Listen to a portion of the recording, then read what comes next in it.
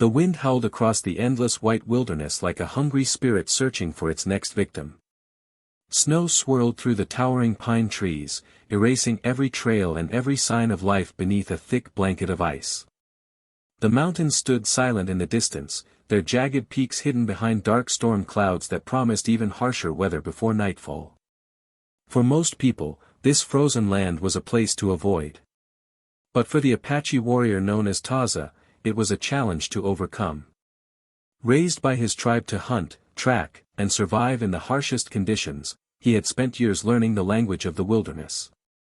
He could read broken branches like written words and follow the faintest animal tracks across rocky ground.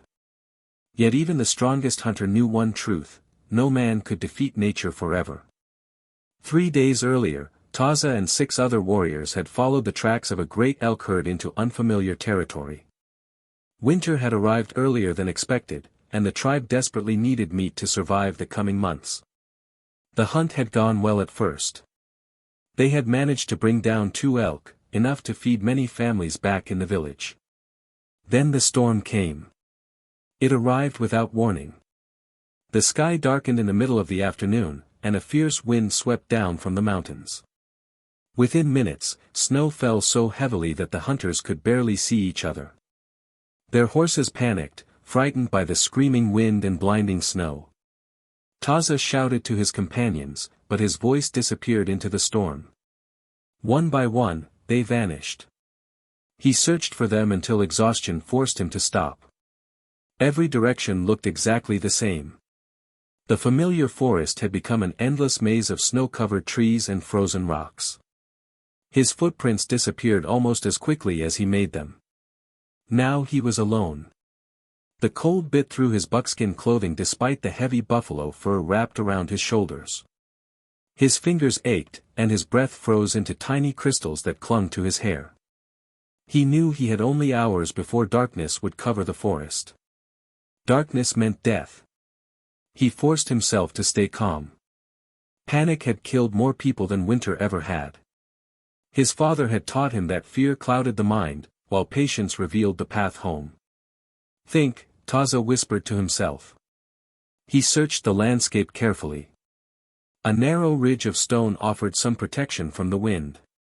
Nearby stood a cluster of evergreen trees whose thick branches had blocked much of the snowfall beneath them. It would have to do.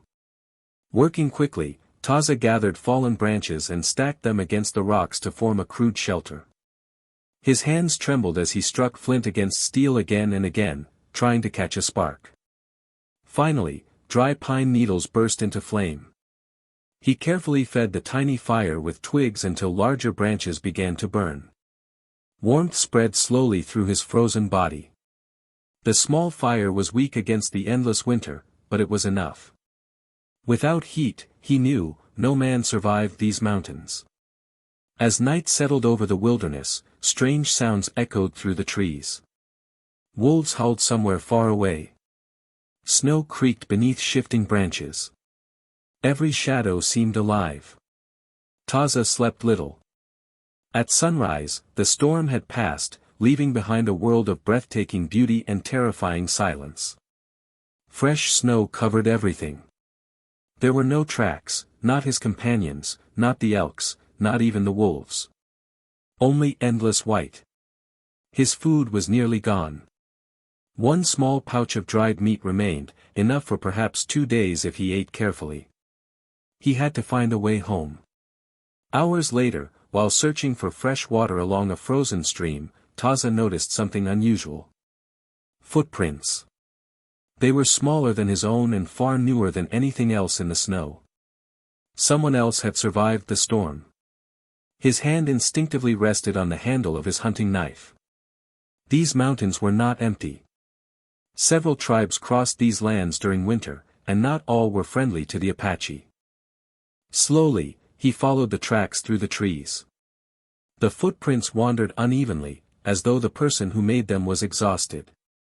They stopped several times before continuing deeper into the forest.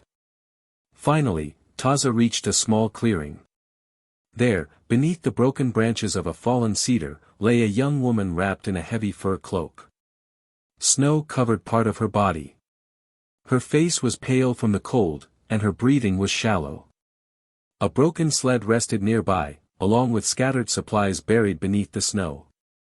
She was alive. Barely.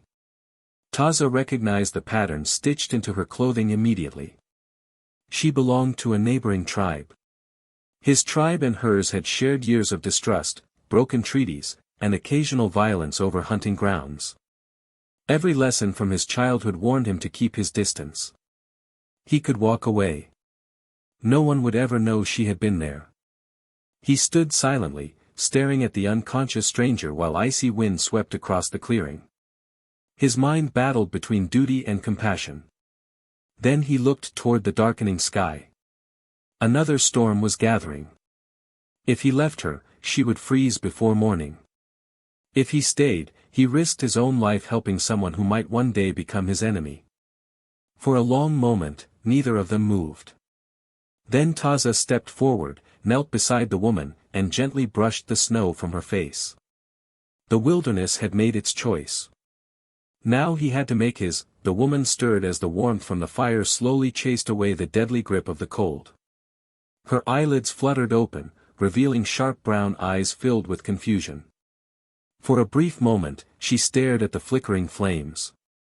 Then her gaze shifted to the man sitting across the fire. Her expression changed instantly. Fear. She reached for a small hunting knife resting beside her blanket, but her frozen fingers lacked the strength to grip it. The knife slipped from her hand onto the ground. Taza remained perfectly still.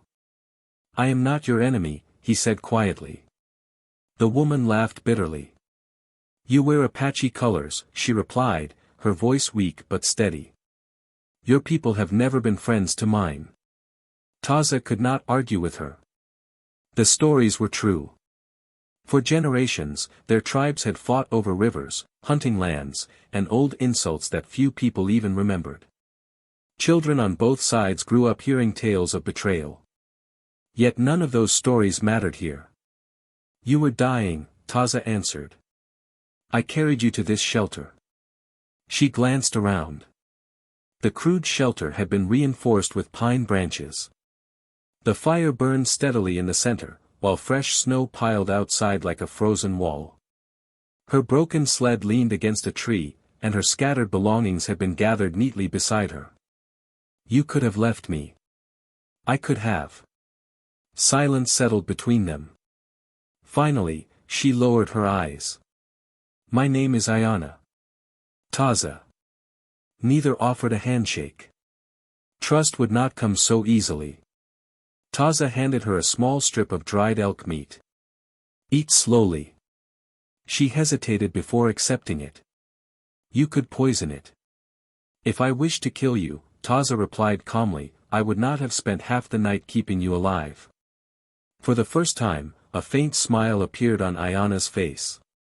"Fair enough." She ate carefully while Taza stepped outside to inspect the weather. The sky looked darker than it had that morning. Another storm was approaching. By midday, fierce winds returned, bending the tops of the pine trees. Snow drifted through the forest once again, though not as violently as before. "We cannot stay here long," Taza said after returning. "My sled is broken," Ayana replied. "I was gathering medicinal herbs for my grandmother when the storm caught me." "You traveled alone." "I thought I knew these mountains." "So did I." Their eyes met briefly before both looked away. Nature had humbled them equally. Throughout the afternoon, they worked together despite their distrust. Taza repaired weak spots in the shelter while Ayana searched through her supplies. Most of her food had been ruined by melting snow, but she managed to save a small pouch of dried berries and several herbs. "What are those?" Taza asked. She held up a bundle of green leaves. "Pine needles. For tea. For life."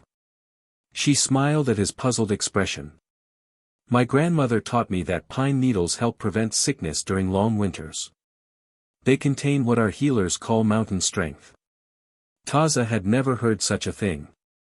His people valued different medicines. Still, he watched with curiosity as she boiled water in a small iron pot and added the needles. The drink tasted bitter. But it warmed his body. As evening approached, Taza prepared to leave. "I'll check the traps I set earlier." "You have traps?" "I made them this morning." "I'll come." "You can barely walk." "I can still help." Ignoring his protests, Ayana wrapped herself in her fur cloak and followed him into the snowy forest. The silence between the trees felt almost sacred. Fresh snow muffled every footstep. Soon they reached a simple snare hidden beneath low branches. Empty. The second trap held nothing. So did the third. Food was becoming a serious problem. "We have enough for maybe 2 days, Taza admitted. "Less if the storm traps us." As they turned back toward camp, a sudden growl froze them in place. A large gray wolf stood barely 30 feet away. Its ribs showed through its thick winter coat. It was starving. More wolves appeared behind it. 5. Then 6. The pack had found them. Taza slowly reached for his bow. "Don't run," he whispered. "I wasn't planning to." The lead wolf crept closer, its yellow eyes fixed on the strangers. Taza drew an arrow. The wolf lunged.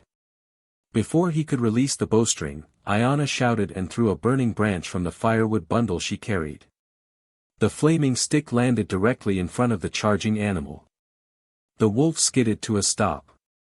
Fire. The entire pack hesitated. Using the moment, Taza released his arrow. It struck the ground inches from the leader's paws, not to kill, but to frighten. The wolves backed away. One by one, they disappeared into the trees. Only after the forest fell silent did either of them breathe again. "You missed," Ayana said. "No.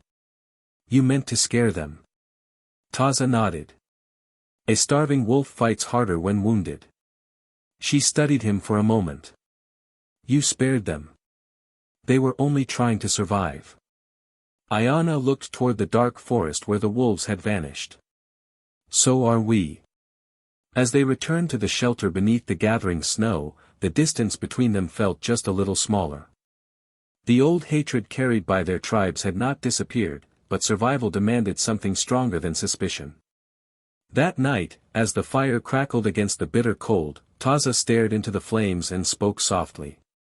"Without heat, you will die." Ayana looked at him curiously. He continued, his voice almost lost beneath the wind outside. "Without a woman, so will I." She said nothing. But for the first time since they had met, she no longer saw an enemy sitting across the fire. She saw another human being, fighting the same unforgiving winter. Morning arrived quietly, though the sun remained hidden behind a blanket of gray clouds. Snow still covered the forest, sparkling beneath the faint light that slipped through the towering pines. Inside the small shelter, the fire had burned low during the night. Taza awoke first and carefully fed dry branches into the glowing embers until bright flames returned. Across the fire, Ayana was already awake. She watched him in silence. "You rise before the birds," she said with a faint smile. Taza shrugged. "My father taught me that the forest belongs to those who greet it before sunrise. My grandmother said the same thing." The two exchanged surprised glances. Despite belonging to rival tribes, their elders had passed down many of the same lessons. For the first time, the silence between them felt comfortable rather than awkward. After sharing the last of the dried berries, they left the shelter to search for food. The storm had finally moved east, leaving behind a clear sky.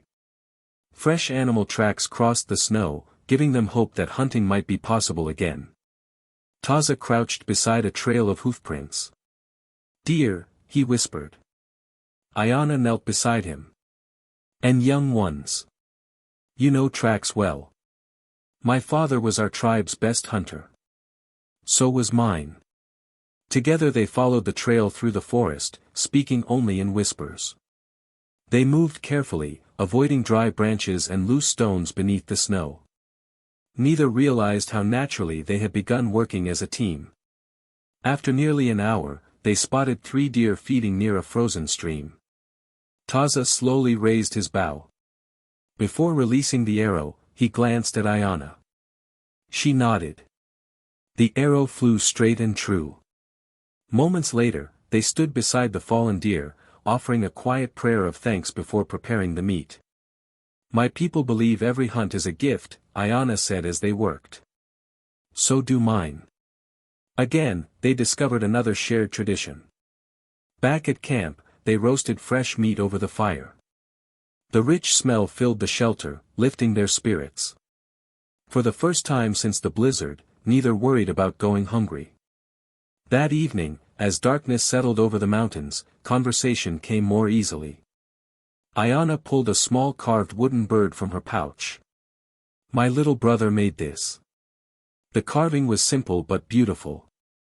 He wanted me to carry it for good luck. Taza turned it gently in his hands. He is talented. He thinks I can do anything. She smiled sadly. I hope he still believes that when I return. You will return. You sound certain. I choose to be. She laughed softly. You are more hopeful than you pretend. Taza stared into the fire. My mother always said hope is stronger than fear. What happened to her? The question lingered in the air.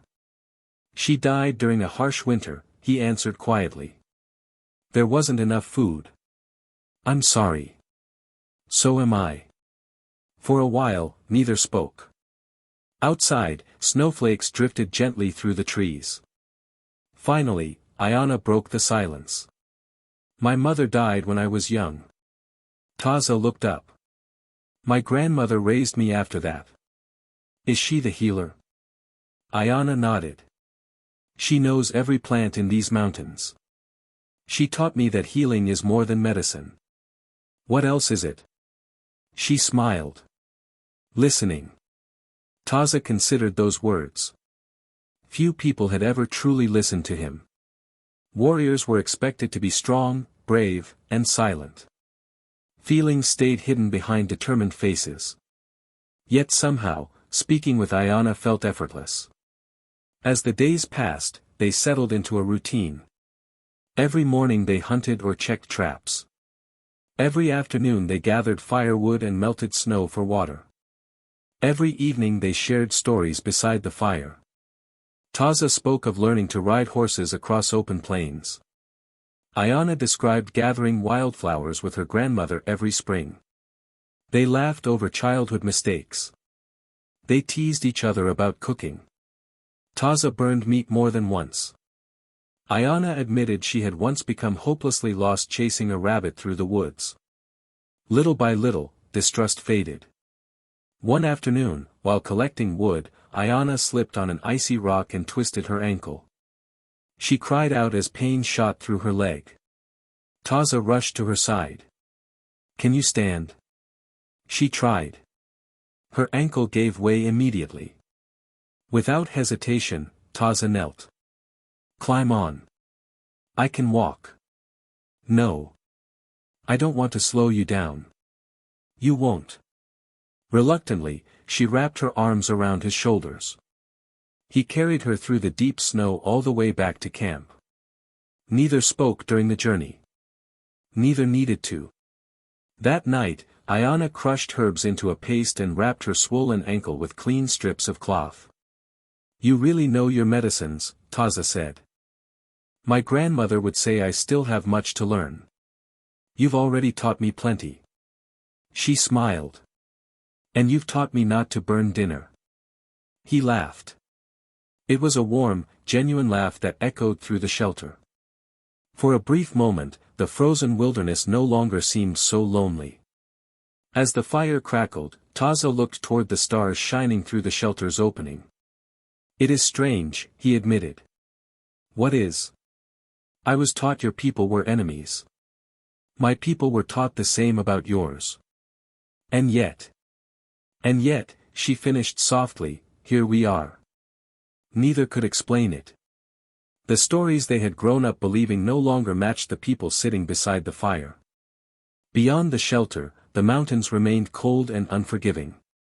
Winter still threatened their lives every day. But inside, something unexpected had begun to grow. Not simply trust. Not merely friendship. It was the quiet understanding that sometimes the greatest enemy was not another tribe, but the fear that kept people apart. The fire between them offered more than warmth. It illuminated the truth that both had been too blind to see before the storm. They were far more alike than either had ever imagined. Nearly 2 weeks had passed since the blizzard had trapped Taza and Ayana in the mountains. The days were growing slightly longer, and patches of dark earth had begun to appear where the snow had started to melt beneath the afternoon sun.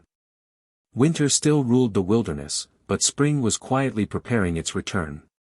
Life had settled into a steady rhythm. Every morning, Taza checked the hunting traps while Ayana gathered medicinal plants that had survived beneath the snow. Together they repaired their shelter, collected firewood, and planned each day's work. They no longer questioned whether they could trust one another. That question had been answered many times over, through shared meals, sleepless nights, and countless small acts of kindness. One crisp morning, Taza climbed a rocky ridge overlooking the valley. From there, he hoped to spot signs of a trail leading home. Instead, he saw smoke. Not the thin, peaceful smoke of a campfire. This smoke rose in thick black columns from the forest below. His heart tightened. Someone else was in the mountains. He hurried back to the shelter. Ayana, he called. Gather only what we need. She immediately noticed the urgency in his voice. What happened? I saw smoke. Her smile disappeared. Your tribe? Taza slowly shook his head. No. How can you tell? If it were my people, they would use small fires to avoid being seen. Whoever made that smoke wanted it to be noticed, or they simply didn't care. Neither possibility was comforting. Within minutes, they packed dried meat, water, blankets, and their weapons. They buried the remaining supplies beneath snow and branches before leaving the shelter. The forest, once peaceful, suddenly felt different. Every snapping twig sounded like approaching footsteps. Every shadow seemed to hide unseen eyes. They traveled quietly through narrow trails, avoiding open ground whenever possible. As they crossed a frozen creek, Taza suddenly raised his hand. Stop. Ayana froze. He pointed toward the muddy bank. Fresh footprints. There were several of them. Heavy boots. Not moccasins. They're close, Taza whispered. Before either could move, a loud crack echoed through the trees. A bullet struck the trunk of a pine tree inches from Taza's head. Run, he shouted. More gunshots exploded behind them. Branches shattered overhead as they raced through the forest. The hunters had found them. There were at least 4 men, dressed in heavy winter coats and carrying long rifles. They were not members of either tribe. These were professional fur hunters who cared little about whose land they crossed. To them, anyone standing in their way was a threat. They're gaining. Ayana shouted. Taza glanced behind. 2 hunters had split away from the others, attempting to cut them off. This way. He led her toward a steep ravine hidden beneath thick trees. Snow made the descent dangerous. Ayana slipped. Her injured ankle twisted beneath her, and she tumbled several feet before striking a fallen log. Taza. He turned instantly. The hunters were less than 50 yards away. Without hesitation, he ran back. You have to leave. Ayana cried. I'm not leaving you. He lifted her onto her feet, but she could barely stand. The sound of approaching voices grew louder. They're here. Taza quickly scanned the landscape. An enormous fallen pine stretched across the ravine, creating a narrow passage. I have an idea, he said. He helped Ayana across the slippery trunk while he remained behind. What are you doing? she asked. Buying time. The first hunter appeared through the trees. He raised his rifle. Taza fired an arrow before the man could shoot. The arrow struck the hunter's shoulder, knocking him backward. The others stopped, surprised. Using the delay, Taza chopped at the frozen trunk with his hatchet. Again. Again. Again. The cracked wood groaned. One final swing. The massive tree broke free and crashed into the ravine below with a thunderous roar, carrying snow and broken branches with it. The narrow crossing disappeared. The hunters skidded to a halt on the opposite side. They shouted angrily but could not cross. Taza hurried after Ayana. Together they climbed the far side of the ravine until the voices faded behind them. Only then did they stop to catch their breath. Ayana looked at him in disbelief. You could have escaped. Not without you. You risked your life. So did you. She frowned. When? At the wolves. She remembered throwing the burning branch into the charging pack. We've been saving each other from the beginning, Taza said.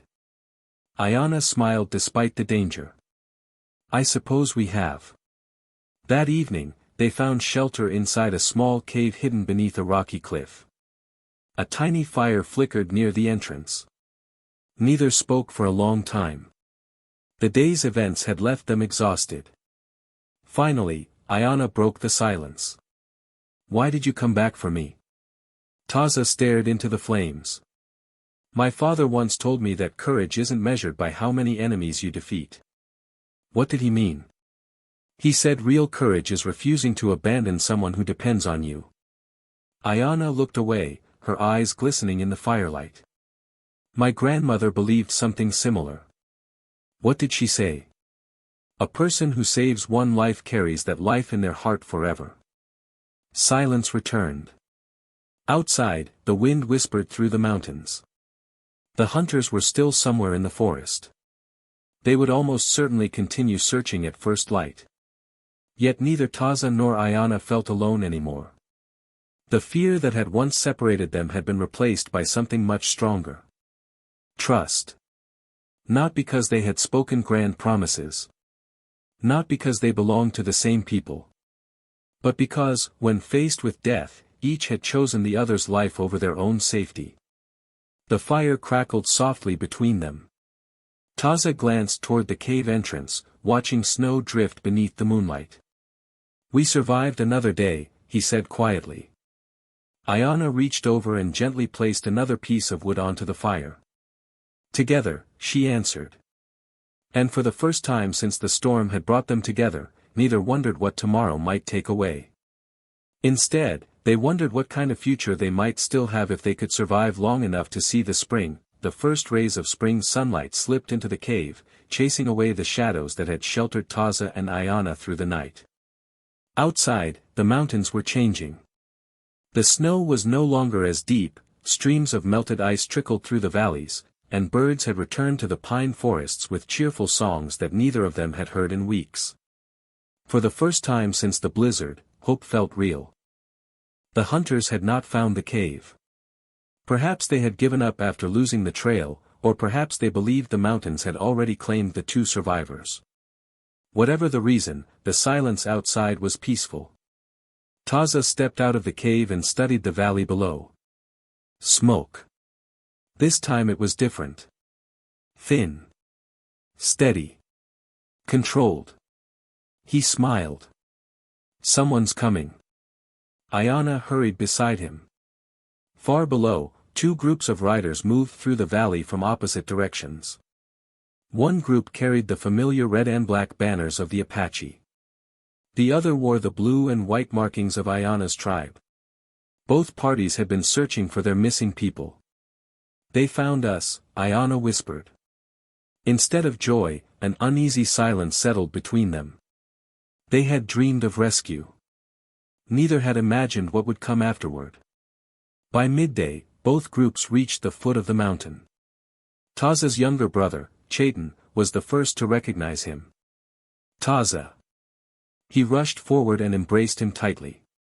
We thought you were dead. I nearly was. Not far away, Ayana's grandmother pushed through the crowd despite her age. Tears streamed down her weathered face as she wrapped her granddaughter in a trembling embrace. My child. I never stopped praying. I'm here, grandmother. The old healer gently touched Ayana's face, thanking the Creator for her safe return. For a few precious moments, both reunions pushed every other concern aside. Then the leaders of the two tribes noticed one another. The atmosphere changed instantly. Hands rested on weapons. Old memories resurfaced. The Apache chief stepped forward. Our hunter is coming home. Ayana's tribal leader answered firmly. So is our daughter. The distance between the two groups felt colder than the winter itself. One of the Apache warriors looked toward Ayana. Why is she with you? Another from her tribe pointed at Taza. Why has an Apache been protecting our people? Whispers spread through both groups. Some looked suspicious. Others looked angry. Few understood the truth. Taza stepped forward. We survived together. No one replied. He continued. When the storm trapped us, we had only two choices. What choices? Asked the Apache chief. Help each other, or die. Several warriors exchanged uncertain glances. Ayana stepped beside him. He saved my life. And she saved mine, Taza added. The old healer nodded. I can see the truth in their eyes. But not everyone agreed. A young Apache warrior spoke sharply. Have you forgotten who they are? One of Ayana's tribesmen answered with equal anger. He should never have trusted an Apache. The old hatred was returning. Exactly as both Taza and Ayana had feared. That evening, the two tribes established separate camps on opposite sides of the valley. Although only a few hundred yards apart, they felt worlds apart. Taza sat beside his family's fire, but his thoughts remained across the valley. His father quietly joined him. You've changed. Taza looked into the flames. The mountains changed me. His father studied him carefully. Do you love her? The question caught him by surprise. After a long silence, he answered honestly. Yes. His father sighed. I thought so. Does that disappoint you? The older man shook his head. It frightens me. Why? Because people often fear what they don't understand. Across the valley, Ayana was having a similar conversation with her grandmother. You care for him, the old woman said gently. I do. Enough to leave? Ayana lowered her eyes. I don't know. Her grandmother smiled sadly. The hardest paths are usually the right ones. That night, neither Taza nor Ayana could sleep. Under the cover of darkness, they quietly walked to the river separating the two camps. Moonlight shimmered across the moving water. For several moments, they simply stood together. I thought rescue would solve everything, Ayana said softly. So did I. Instead, we found another storm. She smiled sadly. My people expect me to stay. So do mine. Neither spoke for a while. Finally, Taza broke the silence. If we return to our old lives, we may never see each other again, Ayana finished. The thought felt unbearable. They had survived hunger, blizzards, wolves, hunters. Yet the greatest obstacle had always been waiting for them here, among their own people. Ayana reached into the small pouch hanging from her belt and removed the tiny wooden bird her brother had carved. She placed it in Taza's hand. So you'll remember me. He closed her fingers around it instead. I don't need a carving to remember. He removed a leather cord from around his neck. Hanging from it was a small carved stone shaped like an eagle, an heirloom his mother had given him before she died. This has been with me since I was a boy. I can't take that. I want you to. Tears filled Ayana's eyes as she accepted it. The river flowed quietly between the two camps, carrying away the last traces of winter. At sunrise, the tribal leaders would expect their people to return home. Both Taza and Ayana knew that whatever decision they made next would shape the rest of their lives. Would they obey tradition and lose the person who had become their greatest strength?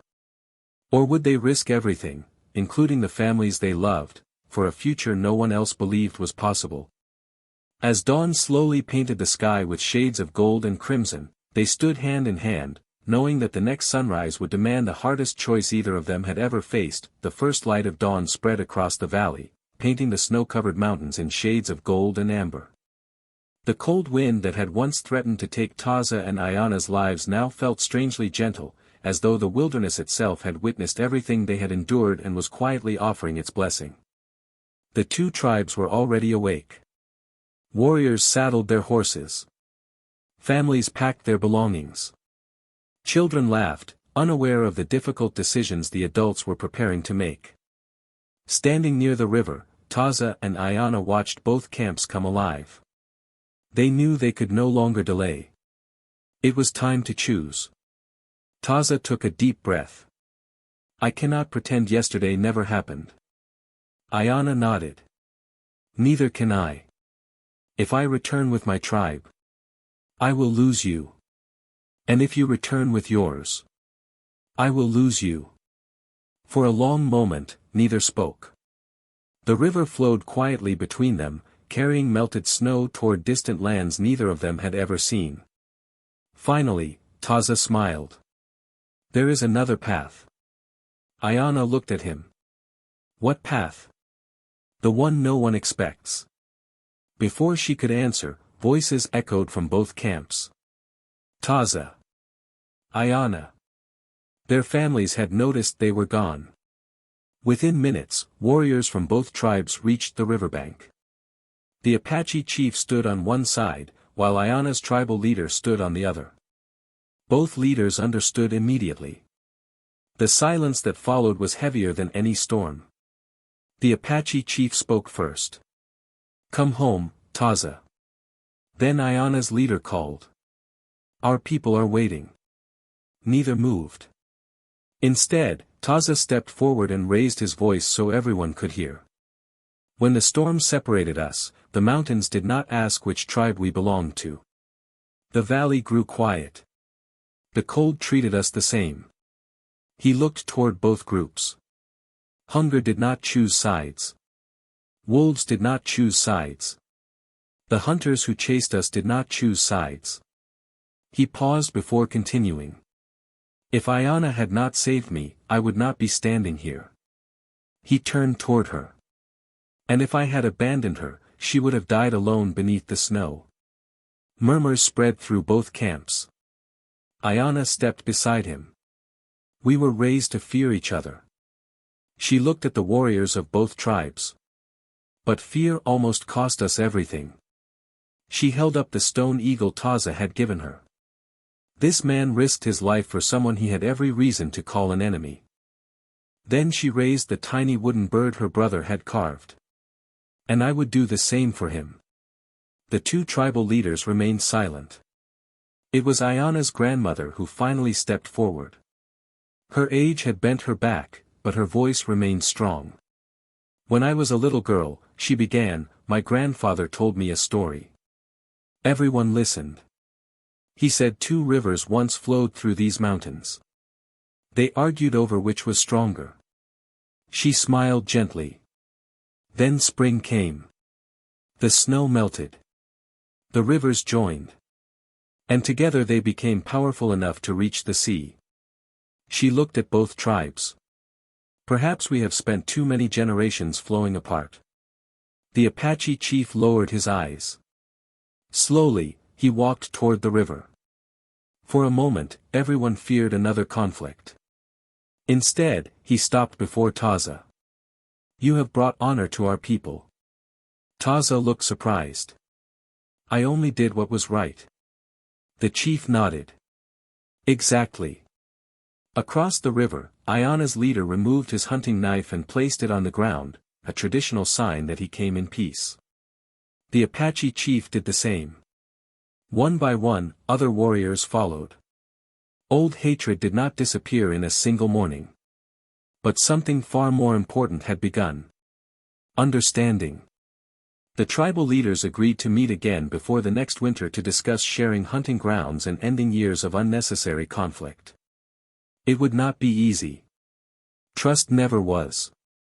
But every journey began with a single step. As the sun climbed higher into the sky, Taza turned toward Ayana. So. She smiled. So. He laughed. What happens now? She reached for his hand. We build a life. Together. Months later, in a peaceful valley where members of both tribes gathered for the first shared spring festival in living memory, Taza and Ayana stood beneath a great cottonwood tree. Their families surrounded them. Children from both tribes played together nearby, caring little about old rivalries. The elders blessed the couple, not because every wound had healed, but because someone had finally found the courage to begin healing them. As evening approached, Taza lit a ceremonial fire. The warm glow danced across smiling faces. He looked at Ayana, remembering the freezing night when he had first found her buried beneath the snow. Softly, so only she could hear, he repeated the words that had carried them through the darkest days. Without heat, you will die. Ayana smiled, finishing the sentence with tears of joy in her eyes. Without a woman, so will I. They laughed together as the flames rose toward the evening sky. The fire that had once kept two strangers alive had become something much greater. It had become a symbol of hope. A reminder that compassion is stronger than hatred, courage is greater than fear, and love can grow even in the coldest places. Years later, travelers passing through the mountains would hear the story of the Apache warrior and the woman from a rival tribe who chose kindness over revenge, unity over division, and love over fear. Some called it a legend. Others called it history. But those who gathered around the campfire each winter remembered it for a different reason. They remembered that on the coldest night, the greatest warmth does not always come from the fire. Sometimes, it comes from the heart of another person,